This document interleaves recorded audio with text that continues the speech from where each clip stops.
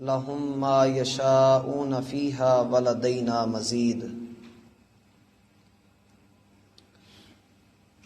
احباب ذی وقار،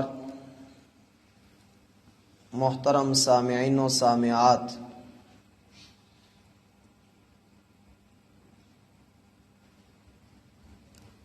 زندگی میں انسان کمال چاہتا ہے، عروج چاہتا ہے، وہ بلندی چاہتا ہے جس میں کبھی اترائی نہ ہو، وہ عروج چاہتا ہے جس میں کبھی زوال نہ ہو،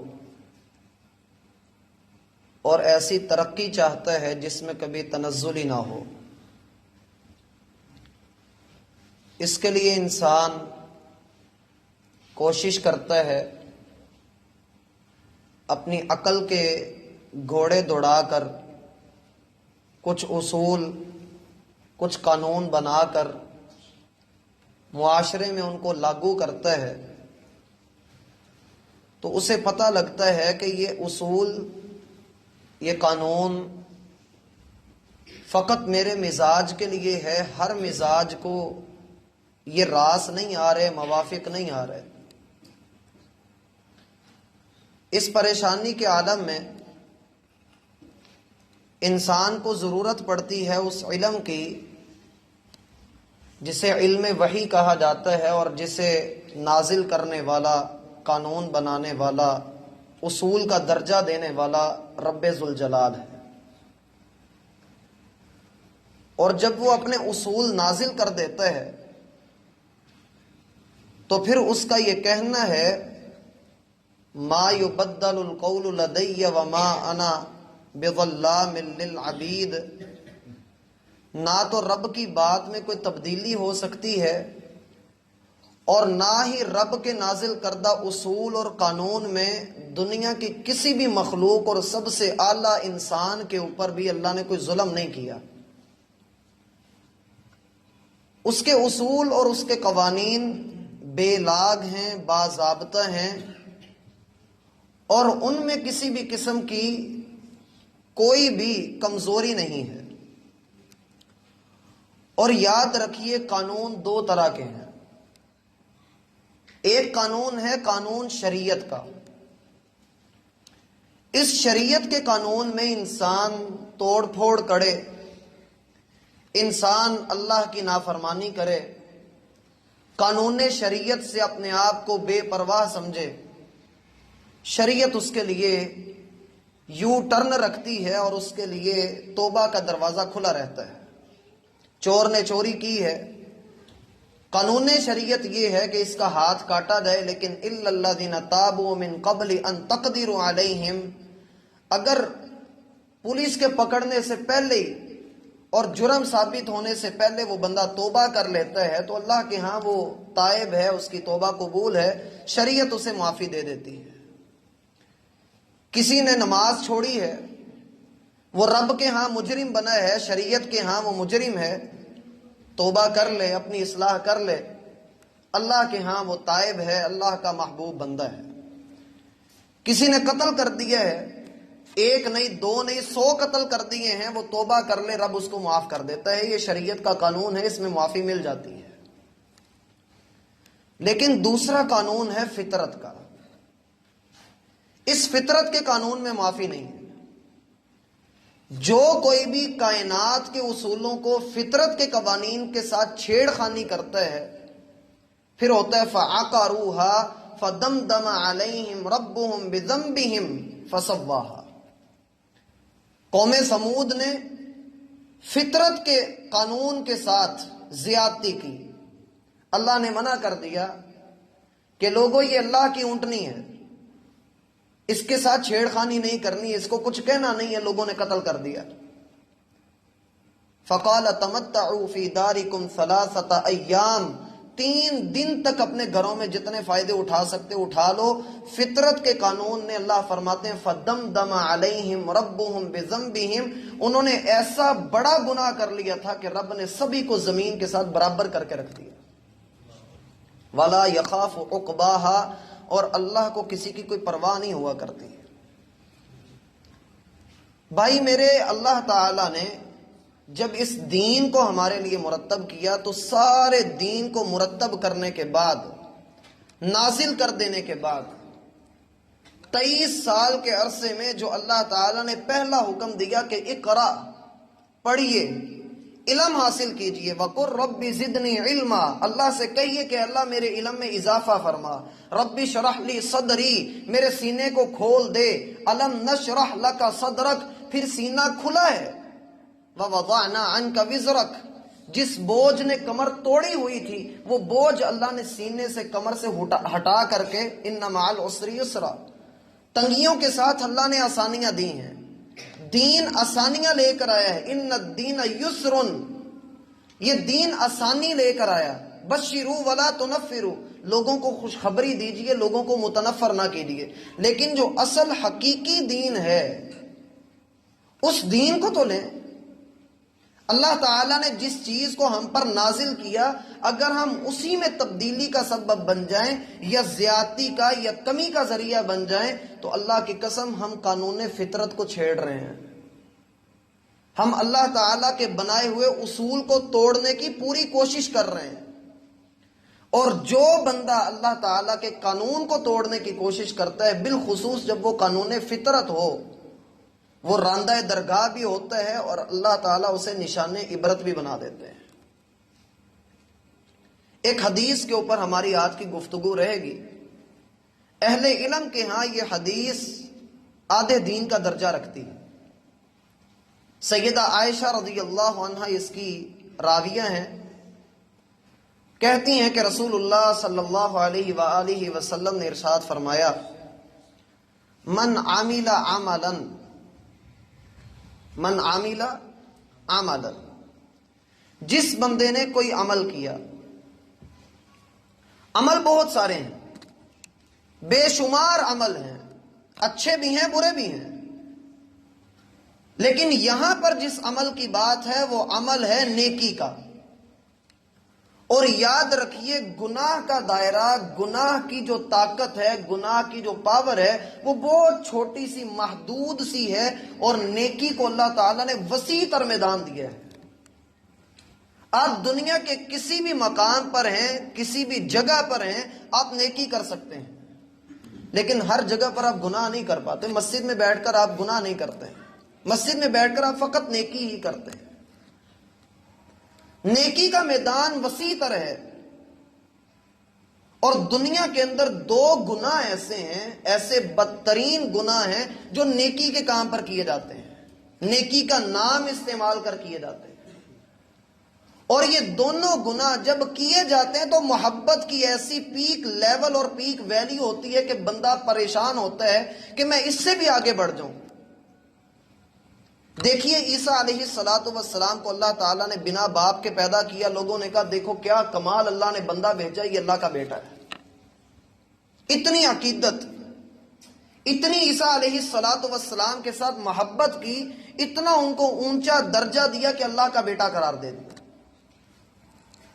اللہ تعالیٰ نے کہا لَقَدْ كَفَرَ الَّذِينَ قَالُوا إِنَّ اللَّهَ ثَالِثُ ثَلَاثَةٍ، یقیناً وہ لوگ کافر ہو گئے ہیں جو کہتے ہیں کہ تین میں سے تیسرا اللہ ہے۔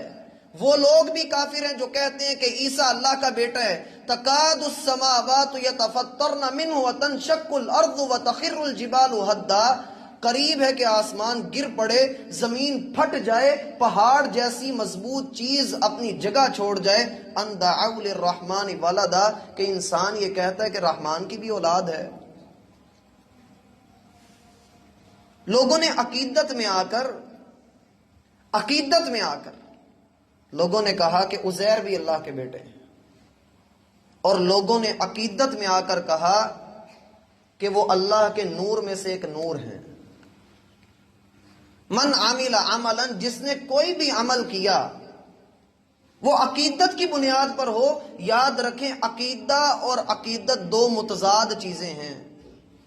عقیدہ یہ سکھاتا ہے کہ لا الہ الا اللہ وان محمد رسول اللہ وان عیسیٰ رسول اللہ، محمد بھی اللہ کے رسول ہیں اور عیسیٰ بھی اللہ کے رسول ہیں۔ دوسری چیز جو نیکی کے نام پر کی جاتی ہے وہ ہوتی ہے بدعت۔ اس کو بھی بندہ نیکی کے نام پر، دین کے نام پر لے کر چل رہا ہوتا ہے، اور اسے نہیں پتا ہوتا کہ محمد الرسول اللہ صلی اللہ علیہ وآلہ وسلم پر اترنے والا دین مکمل ہو چکا ہے۔ آپ ہنڈیا بناتے ہیں، آپ اس کو مکمل کر چکے ہوں، اس کا ذائقہ بہترین بن چکا ہو، آپ اس میں ایک چٹکی نمک ڈالیں گے، اللہ کی قسم اس کا ذائقہ بہترین سے بدترین ہو جائے گا۔ دین ہمیں مکمل دیا گیا، اور کس طرح سے مکمل دیا گیا؟ ترکت فیکم امرین لن تضلوا ما تمسکتم بہما، تمہارے درمیان دو چیزیں ہیں، کبھی گمراہ نہیں ہوگے جب تک ان دونوں کے مطابق اپنی زندگیوں کو گزارو گے، کتاب اللہ و سنتی، ایک اللہ کی کتاب ہے اور دوسری میری سنت ہے، کبھی گمراہ نہیں ہو سکو گے۔ امت کی گمراہی جب سے اس کا مقدر بنی ہے، ان دو چیزوں سے انسان باہر نکلا ہے۔ مسلمان عقیدت میں آ کر لا تطرونی کما اطرت النصارى عیسی ابن مریم، لوگوں مجھے ویسے شان میں نہ بڑھانا جیسے عیسائیوں نے عیسیٰ کو شان میں بڑھایا تھا۔ جو اللہ نے مقام دیا ہے وہ کتنا اونچا مقام ہے بھائی، میں کوئی مقام دوں اللہ کے رسول کو، آپ کوئی مقام دے، دنیا کا ہر مسلمان کوئی مقام دے، اللہ کی قسم وہ مقام ہم مل کر بھی نہیں دے سکتے جو رب نے مقام دیا ہے۔ کہا وَرَفَعْنَا لَكَ ذِكْرَكَ، ہم نے آپ کے ذکر کو بہت بلند کر دیا ہے۔ کتنا بلند ہے؟ جہاں اللہ کا نام ہے وہاں اللہ کے رسول کا نام ہے۔ قرآن کی کوئی آیت نہیں ہے جس کی آپ تشریح کر سکیں، تفسیر کر سکیں اللہ کے رسول کی حدیث کے بغیر۔ آپ کی اذان مکمل نہیں ہے جب تک آپ اللہ کے رسول کی گواہی نہ دے لیں۔ آپ کی نماز ہو ہی نہیں سکتی جب تک آپ درود نہ پڑھ لیں، جب تک آپ اللہ کے رسول کے طریقے کے مطابق ادا نہ کر لیں۔ یہ اصل محبت ہے۔ اور جب ان دو گناہوں کو، ایک شرک کو اور دوسرا بدعت کو، بندہ لے کر چلا تو یہ حدیث کیا بتا رہی ہے؟ من عمل عملا، لوگوں جس نے بھی کوئی عمل کیا، وہ کوئی بھی عمل ہو، وہ کسی بھی بڑی سے بڑی ہستی کا عمل ہو، لیس علیہ امرنا، اگر اس پر ہمارا حکم نہیں ہے، کس کا؟ محمد الرسول اللہ صلی اللہ علیہ وآلہ وسلم کا، اگر اس پر ہمارا حکم نہیں ہے، ہمارا امر نہیں ہے، اگر ہم نے وہ عمل نہیں کیا ہے، فَهُوَ رَدٌّ، وہ بھلے کتنا ہی خوبصورت کیوں نہ ہو، وہ رد ہے، مردود عمل ہے، اللہ کے ہاں مقبول نہیں ہے۔ اس کی مثال لے لیجئے، 3 آدمی نبی علیہ الصلوۃ والسلام کے گھر آئے، میں ان کے نام نہیں لوں گا، یہ تینوں بڑے مشہور صحابہ ہیں۔ تینوں آئے اور آ کر اللہ کے رسول کی بیویوں سے سوال کیا، اللہ کے رسول گھر میں کیا کرتے ہیں، آپ کے معمولات کیا ہیں؟ اللہ کے رسول کی بیویوں نے بتایا، خبر دی۔ ساری بات سن کر ایک صحابی نے کہا، اللہ کی قسم جس کے قبضہ قدرت میں میری جان ہے، آج کے بعد میری سانسیں جب تک چل رہی ہیں میں ساری رات تہجد پڑھتا رہوں گا، میں چھوڑوں گا نہیں۔ اَيْنَ نَحْنُ وَأَيْنَ رَسُولُ اللَّهِ، کہاں ہم اور کہاں اللہ کے رسول کہ ہم راتوں کو آرام بھی کر رہے ہوں، اور اللہ کے رسول وہ ذات کہ جو جنت میں سب سے پہلے داخل کیے جائیں گے، وہ راتوں کو اتنی لمبی نماز ادا کریں کہ ان کے پاؤں مبارک میں ورم آ جائے۔ ہمیں تو اور زیادہ عبادت کرنی چاہیے۔ جذبہ اچھا، عقیدت اچھی، اور پھر عبادت کے لیے اللہ تعالیٰ کو ہی چنا ہے کہ میں فقط اسی کی بندگی کروں گا، اسی کے لیے تہجد ادا کروں گا۔ کسی برے کام کی نیت تو نہیں نہ کی، اچھے کام کی نیت کی۔ دوسرے صحابی بولے، اللہ کی قسم جب تک زندہ ہوں روزہ رکھتا رہوں گا، نفلی روزے کثرت سے رکھوں گا۔ یار اللہ کے رسول کہاں، ہم کہاں؟ اللہ کے رسول ایام 20 کے روزے بھی رکھیں، سوموار جمعرات کا روزہ بھی رکھیں، 3 دن تک آپ کھانا نہ کھائیں، اور 2 ماہ تک آپ کے گھر میں چولہا نہ جلے۔ ہم تو پھر کھاتے پیتے ہیں، کہاں اللہ کے رسول کہاں ہم؟ میں آج کے بعد اللہ کی رضا کے لیے روزہ ہی رکھوں گا، نجات حاصل کرنی ہے۔ اور تیسرے نے کہا، میں دنیا داری چھوڑ دوں گا، جنگل میں چلا جاؤں گا، وہاں بیٹھ کر پھل کھاؤں گا اور اللہ کا ذکر کرتا رہوں گا، میں گھر واپس نہیں آؤں گا۔ تینوں یہ بات کہہ کر چلے گئے۔ صحیح مسلم کی روایت ہے۔ رسول اللہ صلی اللہ علیہ وآلہ وسلم اپنے گھر تشریف لائے، خبر ملی کہ آپ کے جان نثار، جان چھڑکنے والے، آپ کی سنتوں کے شیدائی، وہ آپ کے ساتھ محبت کرنے والے، وہ تین آئے تھے اور تینوں یہ باتیں عقیدت میں، محبت میں آ کر یہ کہہ کے چلے گئے ہیں۔ حدیث میں آتا ہے رسول اللہ صلی اللہ علیہ وآلہ وسلم نے جب یہ بات سنی، آپ کے چہرہ انور پر غصے کی جھلک آ گئی، شدید غصہ آ گیا۔ حدیث میں آتا ہے آپ کی آنکھوں میں لال ڈورے دوڑنے لگ گئے اور آپ نے حکم دیا کہ لوگوں کو جمع کرو، ممبر رکھا جائے۔ سب لوگ جمع ہوئے اور پھر ان تینوں کو علیحدگی میں بلا کر پوچھا، انتم الذین قلتم کذا و کذا، کیا تم لوگوں نے یہ باتیں کہی ہیں؟ کیا یہ بات کہ میں روزہ رکھوں گا، تہجد ادا کروں گا اور جنگل میں جا کر اللہ کی بندگی کروں گا، یہ باتیں تم کہہ کر آئے ہو؟ انہوں نے کہا جی اللہ کے رسول، ہم نے یہ باتیں کہی ہیں، اندازہ نہیں تھا کہ ہم کہہ کے آئے ہیں، اور اس بات کی بھی فکر تھی کہ غصہ کس بات کا آ گیا۔ ہم اللہ اور اس کے رسول کے غصے سے پناہ چاہتے ہیں، ہوا کیا ہے؟ ہماری وجہ سے اللہ کے رسول ناراض ہیں۔ آپ علیہ الصلاۃ والسلام ممبر پر کھڑے ہوئے اور آپ نے کہا، لوگوں میں نے سنا ہے کہ تم میں سے کچھ لوگ یہ کہتے ہیں کہ ہم ساری ساری رات تہجد پڑھیں گے۔ سن لو کہ میں رات کو آرام بھی کرتا ہوں، تہجد بھی ادا کرتا ہوں، میرے جسم کا مجھ پر حق ہے۔ لوگوں میں نے سنا ہے کہ تم میں سے کچھ لوگ، تمہارا ہی کوئی حصہ، وہ یہ کہتا ہے کہ میں ساری زندگی روزہ رکھوں گا۔ سنو کہ میں روزہ چھوڑتا بھی ہوں، روزہ رکھتا بھی ہوں۔ اور میں نے سنا ہے کہ تم میں سے ہی کچھ لوگ یہ کہتے ہیں کہ ہم جنگلات میں جا کر گھر والوں کو چھوڑ کر، بیوی بچوں کو بھلا کر، تجارت سے، معیشت سے دور ہو کر، معاشرے سے بھاگ کر وہ اللہ کی عبادت کریں گے۔ سنو کہ میں اپنی بیویوں کے حقوق بھی ادا کرتا ہوں اور اپنے معاملات کو بھی دیکھتا ہوں۔ فَمَن رَغِبَ عَن سُنَّتِي فَلَيْسَ مِنِّي، پھر اب جو میرے طریقے سے ہٹ کر چلے گا اس کا مجھ سے کوئی تعلق نہیں۔ دیکھیے تین نیکیاں، اور تین میں سے دو تو آپ جانتے ہیں کہ تہجد اور روزہ اللہ کو کتنا محبوب ہے، لیکن آقا علیہ الصلاۃ والسلام اس پر بھی ناراض ہیں کہ اس میں بھی آپ کا طریقہ نہیں۔ اگر کوئی یہ کہے کہ جی اس طرح کے کام، یہ جلسے جلوس اور میلاد کے بڑے بڑے جو ہے وہ ریلیاں نکالنا یہ درست ہے، تو اللہ کی قسم نکالیے، شوق سے نکالیے، جیسے مرضی دن رات نکالیے، لیکن اس طریقے پر جیسے اللہ کے رسول نے کیا۔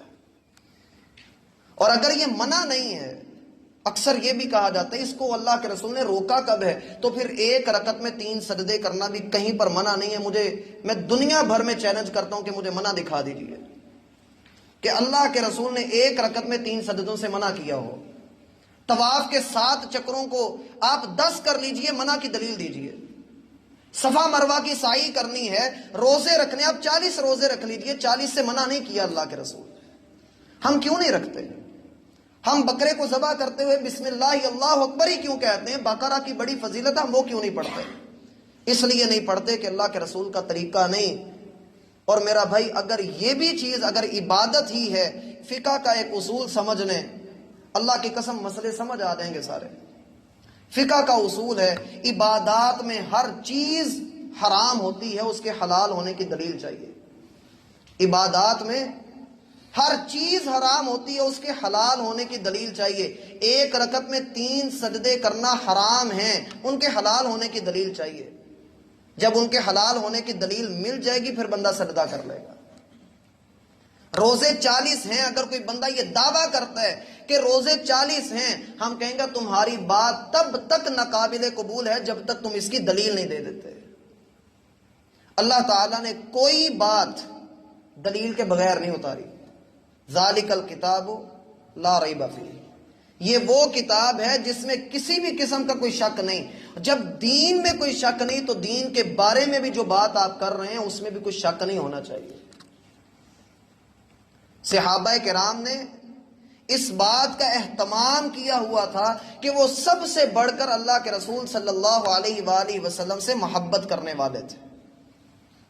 اللہ کی قسم ان چیزوں کے خلاف، ان جلسوں جلوسوں کے خلاف کس وجہ سے ہیں؟ ابھی خطبہ کے لیے آتے ہوئے مجھے 12:15 سے میں گھر سے نکلا تھا اور میں 5 منٹ پہلے یہاں پہنچا ہوں۔ اتنا رش اور ہر گلی ہر راستے کو بند کیا ہوا ہے۔ آپ علیہ الصلوۃ والسلام گزرے ایک جگہ سے، صحابہ ایک چوک میں کھڑے ہیں اور وہاں پر بیٹھ کر باتیں ہو رہی ہیں اللہ اور اس کے رسول کی۔ آپ علیہ الصلوۃ والسلام نے ان کو دیکھ کر کہا ایاکم والجلوس فی الطرقات، لوگوں رستوں میں بیٹھنے سے بچو۔ یہ صرف اس موقع پر نہیں، وفات ہو یا خوشی ہو یا کوئی بھی ہمارے گھروں کا فنکشن ہو یا آج اس مذہبی جلسے کا نام ہو، ہم رستوں کو بند کرتے ہیں اور ہر طرح سے اللہ کے رسول کی نافرمانی۔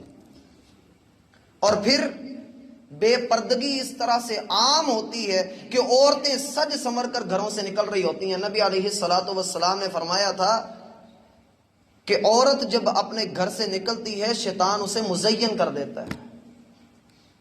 ہم کس طرف جا رہے ہیں؟ نیکی کے نام پر میرا بھائی یہ کام کیجئے۔ حب رسول، اللہ کے رسول کی محبت کیا ہے کہ جانا جائے آپ کی زندگی میں آپ کا نام کیا تھا، آپ کے دیگر نام کیا ہیں، آپ کی بیٹیاں کون تھیں، ان کی شادیاں کہاں ہوئیں، آپ نے فلاں فلاں موقع پر نکاح کیا، کیوں کیا، غزوات کتنے ہوئے، کس کس موقع پر آپ کو نعوذ باللہ قتل کرنے کی کوشش کی گئی، کیسے مکہ فتح ہوا، کیسے آپ نے مشکلات کو برداشت کیا، کن حالات میں آپ اس دنیا میں آئے تھے، جب دنیا سے گئے تو دنیا کے اندر تبدیلی کیا تھی، جب موت آئی تو کس حالت میں آئی، اور پھر آپ وصیت کیا کر کے گئے، آپ کے بعد آپ کا دین کیسے پھیلا۔